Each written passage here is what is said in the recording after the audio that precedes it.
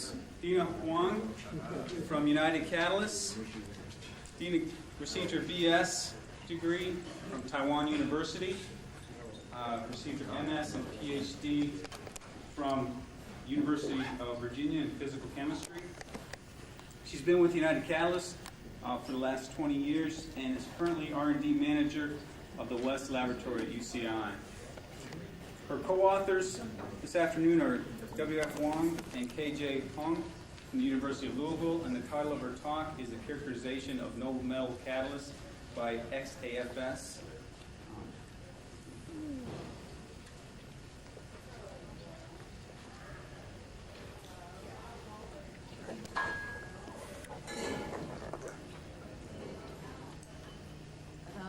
To do catalyst research, we always wanted to rely on some physical measurements to give us some idea of which direction to go and provide some understanding for further catalyst improvement. The paper today, I'm going to talk about some analysis that we did on noble metal catalyst by synchrotron radiation experiments.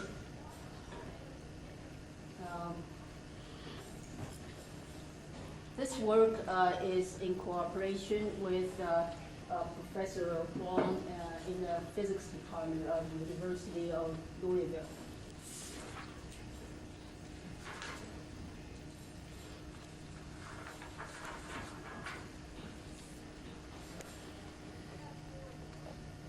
There are two types of catalysts that we studied. The first type is the selective hydrogenation catalyst for acetylene hydrogenation. There are two types. The one type, we put silver promoters in to improve the selectivity, and one type is without. So the objective of the study is to study the promotion effect of silver. A second category of catalyst that we studied is the hydrogenation catalyst for a sulfur-resistant hydrogenation catalyst for the aromatics hydrogenation of aromatics in diesel. We measured the XAFS of two catalyst preparations. It's a platinum palladium or zeolite catalyst. Two catalyst samples by different preparation procedures. And we hope, we go backwards. First we try to find some physical measurement can tell the difference of two different preparations before we go further and decide if that physical measurements can be of any value to us or not. And then we get too complicated. Then we start to go to more simple systems.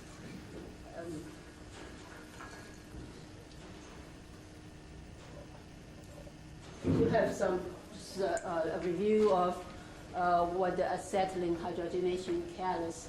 The acetylene hydrogenation catalyst is mainly to remove the minor, very trace amount of acetylene contained in the ethylene stream for polymer grade, very pure ethylene. We like to see the reaction of acetylene being hydrogenated to ethylene and stop there and not go further to ethane, which will, if the bulk ethylene start to react with hydrogen, then it'll constitute a major loss of ethylene. This scenario is not the only consideration to make the catalyst. The selectivity also we need to look at the polymerization of ethylene and acetylene possible to green oil formation, and if it worse, even go to coke formation, causes catalyst deactivation. So the selectivity of the catalyst has two sides.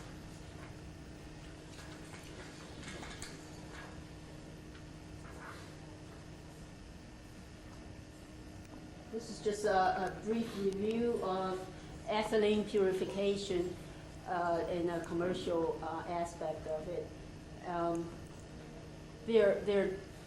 I've already talked about the purification of acetylene so that the acetylene won't poison the downstream catalyst in the polyethylene plant.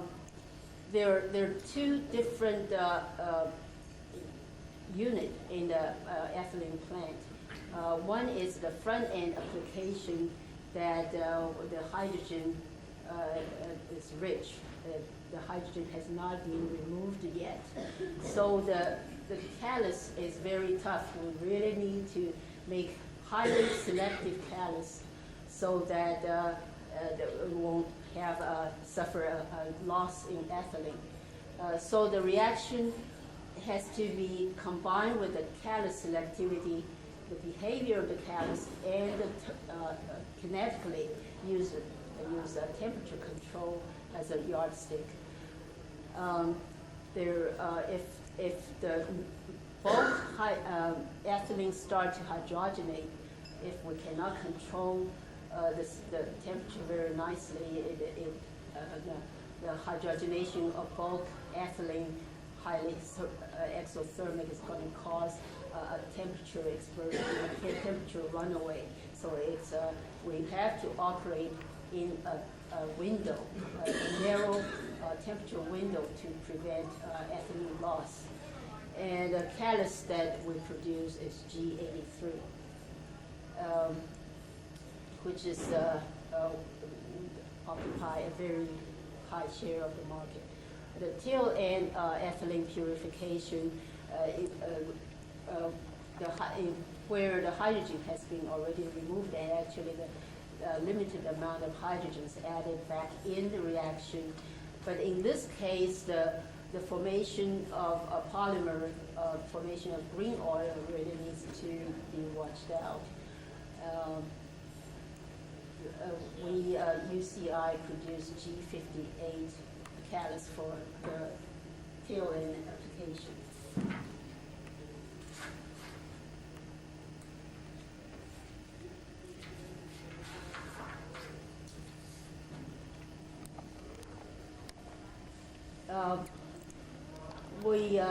We performed the X-ray absorption experiment on four catalyst samples, actually 2 sets of samples. The G58 type for tail end application without and with silver promotion. We want to see the effect of the silver promotion. And another pair is for the front end application G83 with and without silver.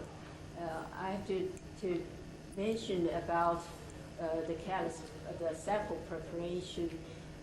The main reason that we really have to go to exotic analysis for this type of catalyst samples is because the amount of palladium is so low, it goes down to 0.01 something percent sometimes, and it's very hard to get good, reliable analysis. And so to do these experiments, I actually have to get the exterior powder, which is higher concentration in the palladium because the catalyst is eggshell type, and to scrape those powder down so that the concentration looks higher than what it really actually is in a catalyst. But these are real catalyst samples.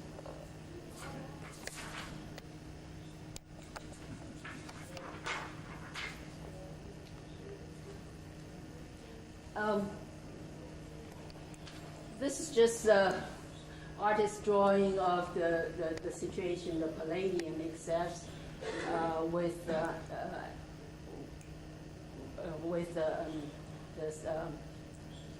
L3 edge absorption.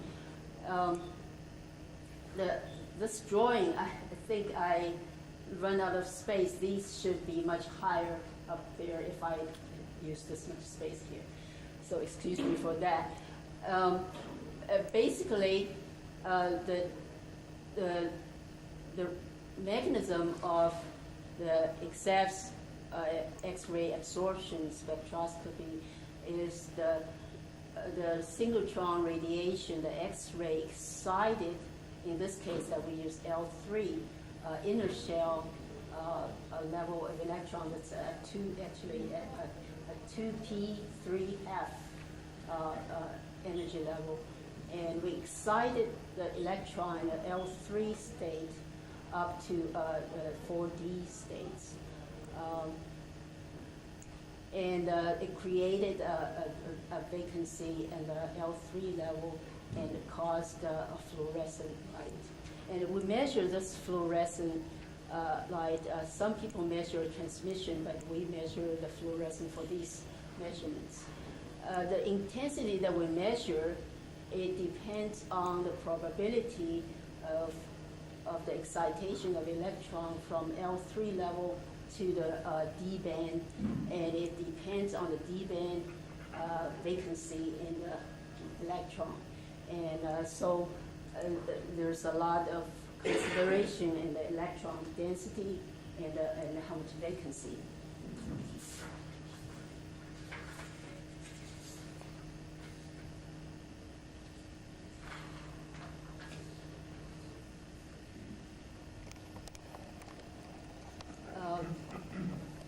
Here's just a first set of the two that we compare.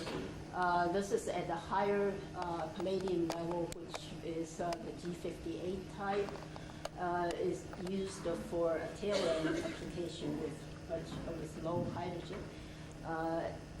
The catalysts are not as selective as those the G83 type used for the front end application. What we see is of the two, we'll compare with and without silver. And the catalyst with silver promotion seems to have higher electron density in the D band or less vacancy than the ones with the palladium without silver promotion. So the difference in the near edge absorption peak indicate that the possibility of silver may have transferred the electron to the palladium D band.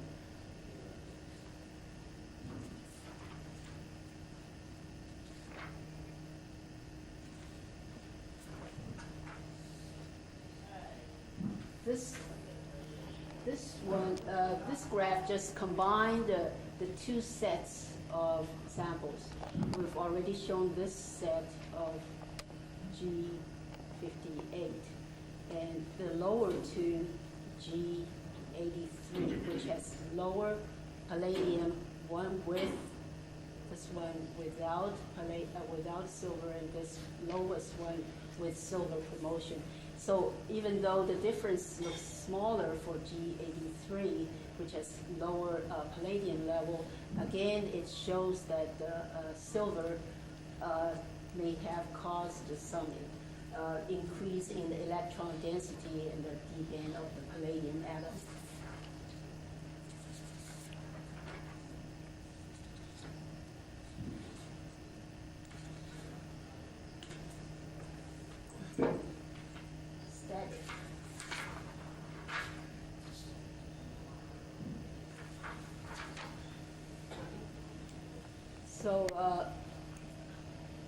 So what we're seeing is for the acetylene hydrogenation catalyst, these two pairs comparison with seeing the intensity of the near edge absorption peak, the one with, I'm sorry, it should be G58B, I lose the B there. The E is with silver promotion, and the C is with silver promotion. What we see is actually the intensity actually goes like this order. And the selectivity, the performance, commercial selectivity also goes with this kind of order. So this result looks like it's really telling us something, and we're glad to see it's not contradicting the commercial performance. It's in line with the commercial performance. And as I said before, that we think that this result may indicate that the silver could have caused an increase in the d-states electron density of palladium. This statement seems to agree with some of the previous research that in 1981, there's a physics review reported that silver in a palladium solid solution, and they experiment XAFS results, and they found that the local density of unfilled 4D states per palladium atom declined upon oil with silver. And recently, 1995, Exxon has had a paper, and they studied the electronic states of palladium and silver alloy at its very high level of palladium, 25%, 50%, 75%. And they found that the silver has a pronounced effect on electronic structure of palladium. And just briefly show what they see. This is in the literature.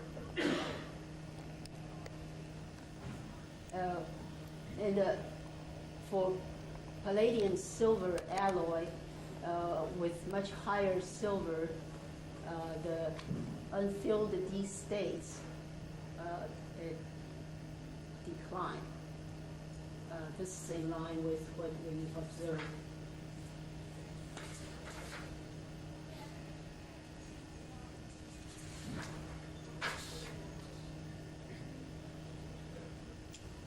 However, nothing is so simple. So we consider these other facts which may have contributed observed white line intensity of these catalysts. Both of these two relates to the palladium cluster size or the dispersion. In the literature has been reported that palladium cluster, if it's large, it can cause lower D-states vacancies because of significant intra-atomic charge transfer, which increase the D electron counts density with increasing cluster size. And the other aspect of this statement, with smaller palladium cluster, or we say higher palladium dispersion, which actually means there will be more support in a carrier and aluminum carrier and palladium interactions, which may mean that the oxygen gets close to the palladium, and which could cause some shift of the electron charge to the oxygen, which could also it will increase the D-states vacancies. So it could also affect the near edge, the white line absorption peak. So what I'm saying here is we need to carry out further experiments with different palladium dispersion to see the other aspect of the effect.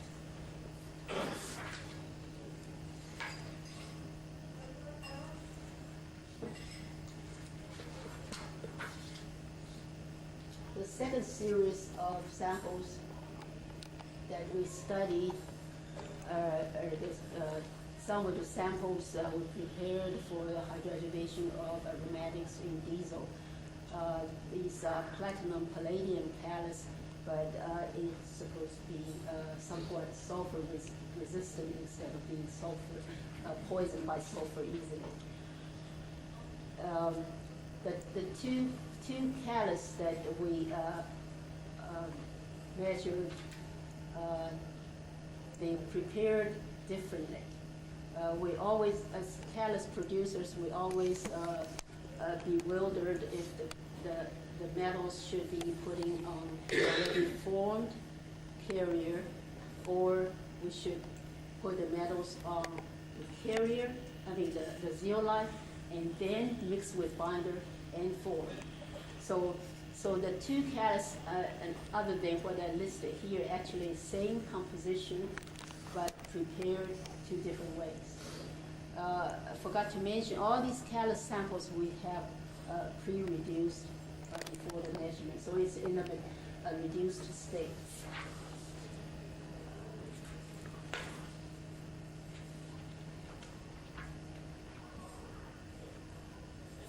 These two catalyst samples, we had some activity tests with some light cycle oil containing about 40% total aromatics, and with 413 ppm of sulfur and 107 ppm of nitrogen. And the sample prepared on formed carrier has lower activity with about almost 21% of total aromatics left in the liquid product, and the one prepared on the zeolite powder and then formed has much lower aromatics leakage. That's a higher activity. The catalyst is also good for desulfurization, and that's the sulfur left in the product, and very good for HDN. And advantage, there's some volume yield.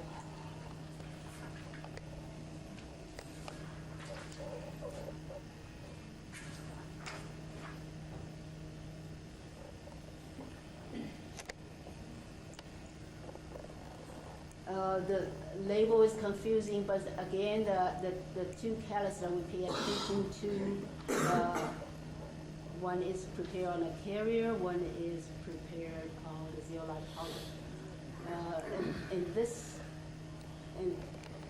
this spectra, it doesn't make a whole lot of difference, but this is a palladium L3 and zinc. The one prepared on a carrier seems to have a slightly higher absorption peak than the one prepared on the zeolite.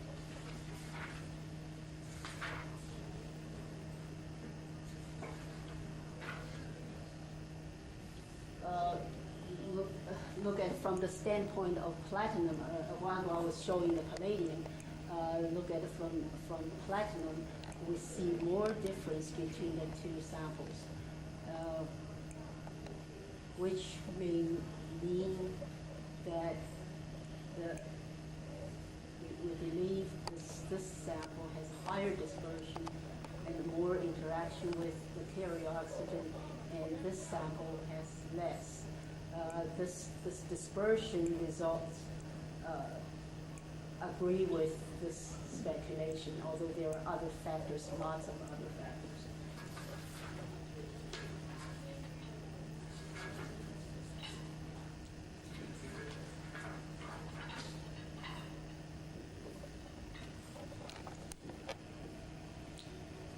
So, as I've already mentioned, from the near edge peak absorption intensity, we speculate that the catalyst prepared on the carrier has more highly dispersed than that more active catalyst prepared on the zeolite, with metals put on zeolite first.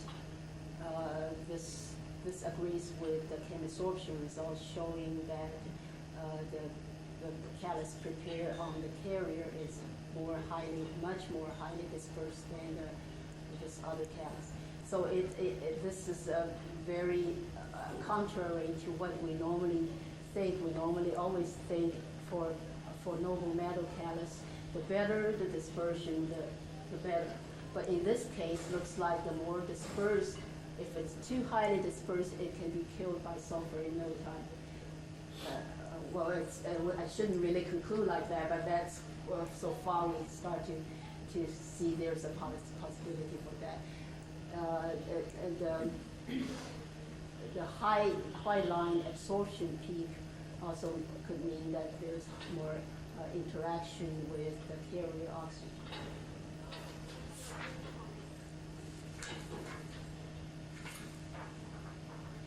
The extended XAFS result,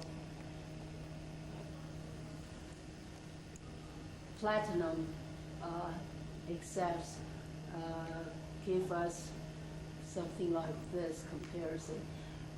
As I said in the beginning, we always check out the physical measurement, the value of the physical measurement by throwing two already completed callus, and just to see if it can tell any difference. If it cannot tell any difference, we say that's no use to us to really guide us for callus development. But it does, this shows very different, I would say, local structure of these two callus prepared by different preparation procedure. This down here is a platinum foil, which helps us to identify this peak as a platinum cluster, platinum to platinum peak. There's a big difference over this side. We speculate that this is indicating some support interaction of the platinum with the oxygen. So, but nothing is conclusive. We need to do more experiments with more simplified systems. Based on those XAFS results, we attempted to do some calculation of the structural parameters and the coordination number, the platinum to platinum coordination number shows that the two callus that we compare are these two.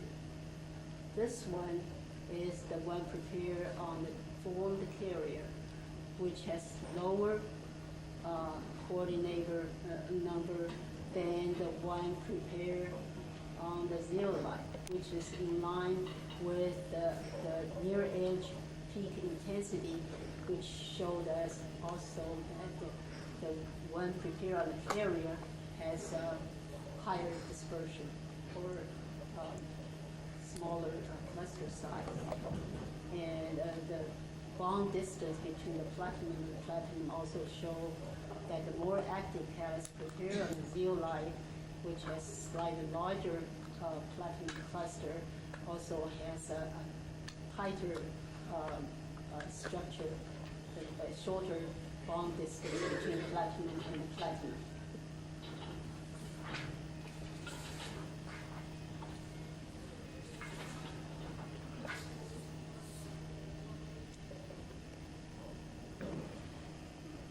So I've already said in this part, we're saying that the system is too complicated. We know that the technique can show us the difference between the different callus, which has different activity, different structure, but the whole thing is got too many factors. We're not so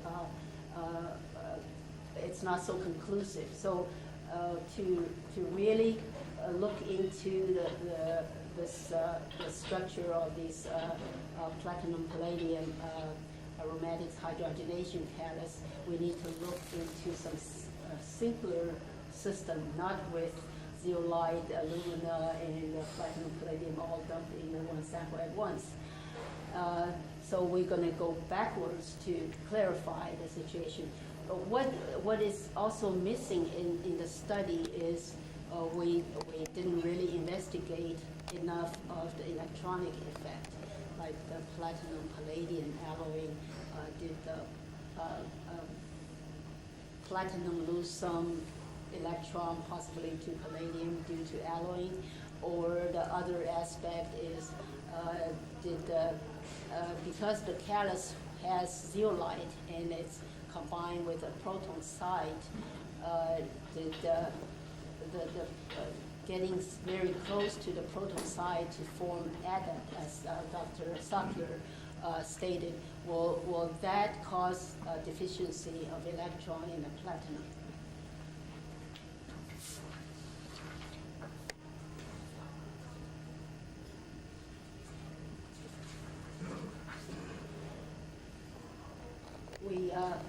We thank Professor Dunn and Professor Peng for their discussions on these results, on XAFS results, and also thank Mr. Zhang and Mr. Lin for their help and beamline when we did the measurements. That concludes my talk, and I don't know if I can answer your question. We